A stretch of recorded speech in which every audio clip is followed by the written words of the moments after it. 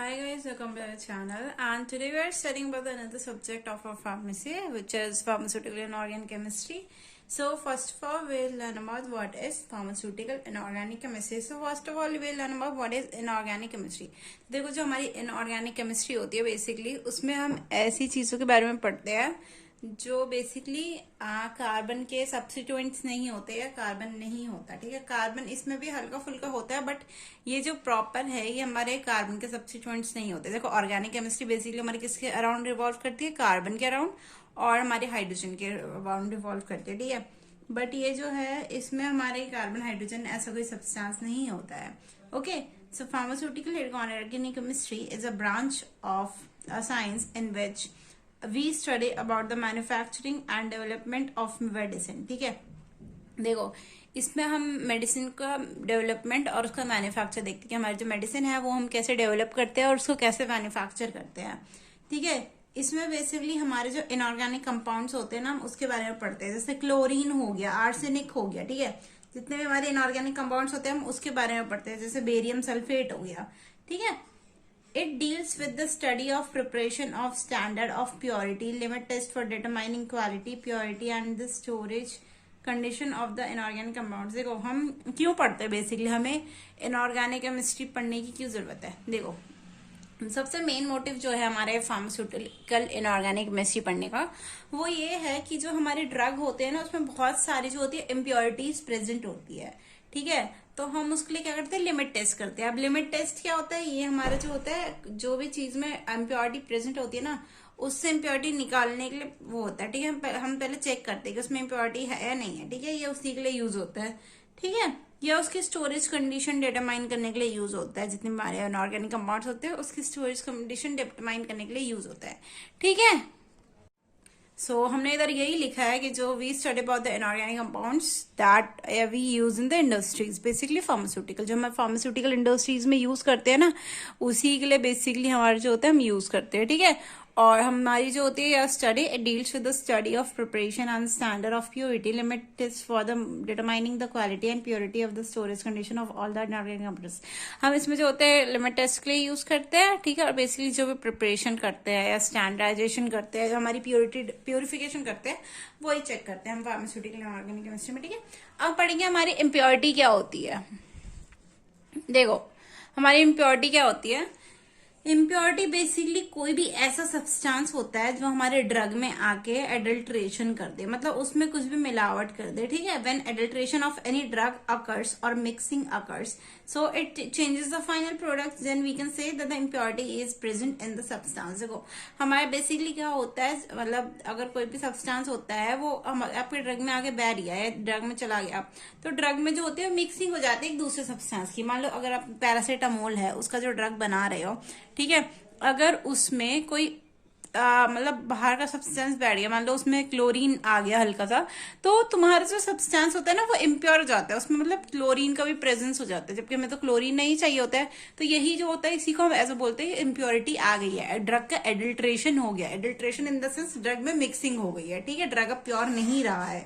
ठीक है, it changes the purity of the substance and also covers the strength. Like हमारे देखो, जैसे मान लो पहले ड्रग थी वो ज्यादा, मतलब मान लो पहले थोड़ी सी ड्रग एक्ट करती थी। ठीक है, मान लो 10 ग्राम ऑफ ड्रग जो है ह्यूमन को पूरा वो काफी था। ठीक है, बट अब तुम्हें उसमें 15 ग्राम मिलाना पड़ेगा, जो कि अच्छा नहीं है। ठीक है, क्योंकि उसमें एडल्ट्रेशन हो गया, उसके हिसाब से तुम्हें 15 मिलाना पड़ेगा।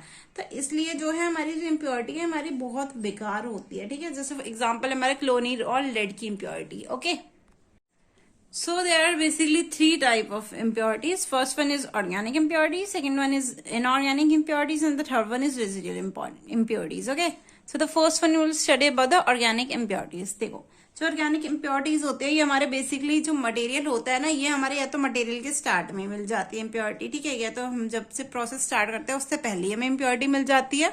ठीक है, यह तो जो हमारा सब और मतलब मटेरियल होता है उसके बीच में इम्प्योरिटीज बनते हैं। ये इम्प्योरिटी कभी भी हमें लास्ट स्टेप में नहीं मिलेगी कि हमारा सारा काम धाम हो गया और हमें लास्ट स्टेप में पता चला कि हमारी इम्प्योरिटी प्रेजेंट है। ठीक है, सो जो हमारी ऑर्गेनिक इम्प्योरिटीज होती है, मतलब ऑर्गेनिक इम्प्योरिटीज होती है, ये हमारे जो होती है इनिशियल स्टेज में ही प्रेजेंट होती है। ठीक है, या तो हमारे इनिशियल स्टेज में ही प्रेजेंट होती है प्रोडक्ट के। ठीक है, या तो हमारे जो मैन्युफैक्चर करते हैं बीच में तब मिल जाती है। ठीक है, ये कभी भी हमारे लास्ट स्टेप में प्रेजेंट नहीं होती है। ठीक है, ये हमारी या तो हम आइडेंटिफाई इनको कर सकते हैं या तो हम इनको नॉन आइडेंटिफाइड, मतलब कुछ इम्प्योरिटीज होती है जो हमें पता ही नहीं चलती है।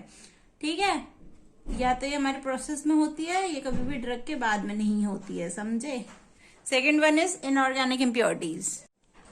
इनऑर्गेनिक इम्प्योरिटीज, देखो जो इनऑर्गेनिक इम्प्योरिटीज होती है बेसिकली हमारे केमिकल रिएक्शन के टाइम में ही फॉर्म होती है। ठीक है, ये बेसिकली हमारी लेस कॉमन होती है दैन द ऑर्गेनिक इम्प्योरिटीज, मतलब जो ऑर्गेनिक इम्प्योरिटीज होती है उनसे कम ही मिलती है इम्प्योरिटी।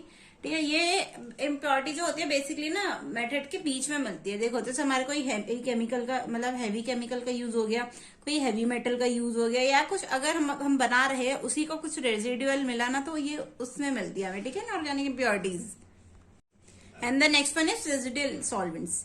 ठीक है, ये रेजिडुअल इम्प्योरिटीज, अगर जो रेजिडुअल इम्प्योरिटीज होती है they basically arises because on the present of the solvent. देखो जो सॉल्वेंट यूज करते हैं ना ये उसके प्रेजेंट से होता है बेसिकली। ठीक है, तो अगर सॉल्वेंट ही हमने गलत अमाउंट में यूज करा है, हमने दूसरा कोई सॉल्वेंट यूज करा, तो हमारी जो इम्प्योरिटीज है ये हमारी आ सकती है। Okay, now we are studying about the sources of impurities. Sources of impurities से इसका मतलब ये है कि हमारी जो इम्प्योरिटीज है उसके क्या क्या सोर्स हो सकते हैं। इम्प्योरिटीज जो है हमारी कहाँ कहाँ से आ सकती है एक सब्सटेंस में। सबसे ज्यादा रिएजेंट, जो हम रिएजेंट यूज करते हैं। सेकंड वन इज मेथड, जो हम मेथड यूज करते हैं कि हम कौन से मेथड से ड्रग बना रहे हैं।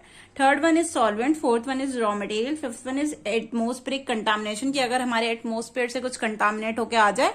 Six one is reaction with vessel, अगर मान लो हम वेसल ही ऐसा यूज कर रहे हैं कि उससे कंटामिनेशन हो सकता है, तो हमारी इम्प्योरिटी तो आएगी या पैकेजिंग एरर या तो हमारे स्टोरेज की कंडीशन में। ठीक है, so the first one is reagent. देखो जो हमारा रिएजेंट होता है बेसिकली, जब मान लो स्टार्टिंग में तुम रिएक्शन परफॉर्म करवा रहे हो कि तुम मान लो कुछ भी बना रहे हो। ठीक है, तो हमारा जब रिएजेंट है या तो हम उसको कभी कभार क्या हो जाता है ना, जो रिएजेंट होता है वो हमारा कंप्लीटली मतलब हटता नहीं है। ठीक है, स्टार्टिंग में मान लो हमने क्लोरीन डाला है थोड़ा सा मतलब फास्ट करने के लिए। देखो रिएजेंट जो बेसिकली होता है ना हमारे फास्ट करते हैं रिएक्शन को या हमारे उसमें इन्वॉल्व करते हैं। ठीक है, तो या तो देखो ये हटते नहीं है प्रॉपर तरीके से, कि हमने लास्ट में इसको हटाया नहीं प्रॉपर तरीके से, या तो इनका मतलब हम इतना अमाउंट इनका ज्यादा डाल देते हैं कि लास्ट में हट ही नहीं पाते हैं। ठीक है, तो इसकी वजह से भी हमारे जो होता है सॉल्यूशन में या हमारे जो ड्रग होता है उसमें इम्प्योरिटी आ जाती है। Second one is method. देखो मेथड क्या होता है, मेथड वो मेथड होता है कि जिसके थ्रू हम बनाते हैं ड्रग। ठीक है, अब देखो अगर हमारे ड्रग में ही कुछ स्टेप, मान लो देखो मान लो तुम प्रोसेस है तुम्हारा, एक मेथड है उसके मल्टीपल स्टेप्स होते हैं। ठीक है, 4-5 स्टेप में बन रहा है, 10 स्टेप भी लग जाते हैं। ठीक है, पहले उसको वॉश करो फिर ऐसे करो। ठीक है, बहुत सारे स्टेप हो जाते हैं। अगर इनमें से एक भी मेथड में हमने गलती कर दी ना तो ये जो ड्रग होता है वो हमारा इम्प्योर हो जाता है। Okay, third one is solvent. देखो जो हमारा सॉल्वेंट यूज होता है उस पर भी डिपेंड होता है। ठीक है, अगर हमारा सॉल्वेंट में ही प्रॉब्लम हुई तो जैसे हमने टैप वाटर यूज कर लिया या हमने डीमिनरलाइज वाटर यूज कर लिया। अगर मान लो टैप वाटर जो होता है उसमें तो बहुत सारे आयंस प्रेजेंट होते हैं ना, सोडियम ऐसे आयंस प्रेजेंट होते हैं ना, तो हमारा जो टैप वाटर है वो भी तो हमारा कंटामिनेशन में हेल्प करवाएगा ना, तो इसलिए हमारा टैप वाटर भी हमें यूज नहीं करना चाहिए। ठीक है, और हमें सिर्फ डिस्टिल्ड वाटर यूज करना चाहिए। Next one is raw material. देखो अगर हम जैसा रॉ मटेरियल यूज कर रहे हैं उसके अकॉर्डिंग भी डिपेंड करता है। ठीक है, रॉ मटेरियल ही है जो बिगेस्ट सोर्स होता है इम्प्योरिटीज का। ठीक है, ये हमारे मैन्युफैक्चरिंग के टाइम ही हो सकता है, जैसे रॉक सोल्ट हो गया। ठीक है, ये हमारा रॉ मटेरियल हो गया, हमने यूज करा। ठीक है, पर ये हमारा पूरी तरीके से गया नहीं, तो ये भी हमारा एक सोर्स हो सकता है। Next one is atmospheric contamination. देखो अगर मान लो तुम खुले में बना रहे हो कोई भी सामान और उसमें से एटमोस्फेयर से आके भी डस्ट बैठ गई, ठीक है, या कुछ भी हो गया, बैक्टीरिया बैठ गया।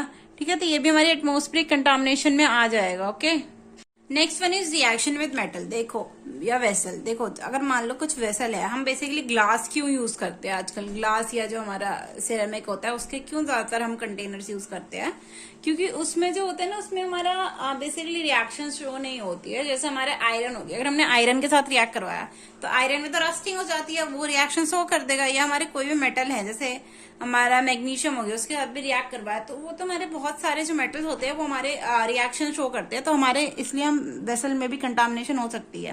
ठीक है, next one is packaging error. देखो जो हमारा कभी कभार जो होता है कि हमारे पैकेजिंग में भी एरर आ जाता है।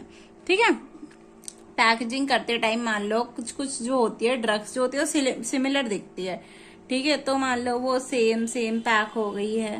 ठीक है, या कुछ में प्रॉब्लम आ गई है, ठीक है। मान लो जैसे व्हाइट कलर की दो दो ड्रग है, उनका सेम वैसा भी है, ठीक है। पर एक मान लो पेट दर्द की दवा है और एक सर दर्द की दवा है, तो लाइक ऐसे ही इनका भी एक थोड़ा सा कंटामिनेशन हो जाता है, ओके।